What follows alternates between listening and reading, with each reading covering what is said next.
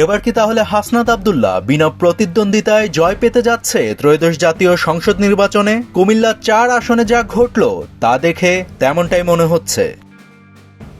জাতীয় নাগরিক পার্টি এনসিপির প্রার্থী হাসনাত আব্দুল্লাহ নির্বাচন কমিশনে একটি অভিযোগ করেন তার প্রতিদ্বন্দ্বী বিএনপির প্রার্থী মঞ্জুরুল আহসান মুন্সির মনোনয়নপত্র বাতিলের জন্য। সেই প্রেক্ষিতে মঞ্জুরুল আহসানের মনোনয়নপত্র বাতিল ঘোষণা করেছে নির্বাচন কমিশন। শনিবার বিকেলে তার প্রার্থিতা বাতিলের রায় দেয় সংস্থাটি। প্রশ্ন হচ্ছে, হাসনাত কী অভিযোগ করেছিলেন?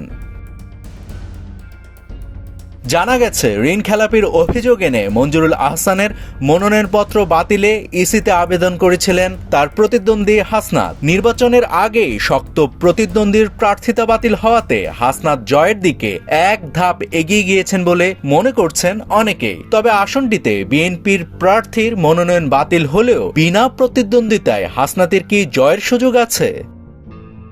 ইসির তথ্যমতে আসনটিতে আরও প্রতিদ্বন্দ্বিতা করবেন ইনসানিয়াত বিপ্লব বাংলাদেশের প্রার্থী ইরফানুল হক সর্দার, খেলাফত মজলিসের মোহাম্মদ মুজিবুর রহমান, গণ অধিকার পরিষদের মোহাম্মদ আবু জসিমউদ্দিন এবং বাংলাদেশ খেলাফত মজলিসের মুফাজ্জল হোসেন।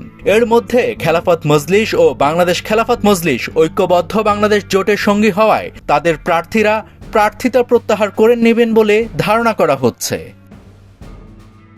তাই নির্বাচন বিশ্লেষকরা মনে করছেন, শেষ পর্যন্ত মঞ্জুরুল আহসান মুন্সির প্রার্থিতা বাতিল বহাল থাকলে বিএনপির সমর্থকরা হয়তোবা ইনসানিয়াত বিপ্লব বাংলাদেশের প্রার্থী ইরফানুল হক সর্দারের দিকে ঝুঁকে পড়বেন। তবে এখনও মঞ্জুরুল আহসানের প্রার্থিতা ফিরে পাওয়ার সুযোগ আছে। তিনি হাইকোর্টে আপিল করতে পারবেন। তাই তো কেউ কেউ বলছেন, আইনি প্রক্রিয়া শেষ না হওয়া পর্যন্ত বিনা প্রতিদ্বন্দ্বিতার বিষয়টি নিশ্চিতভাবে বলা যাচ্ছে না। নাভিদ হাসান, সোনালী নিউজ।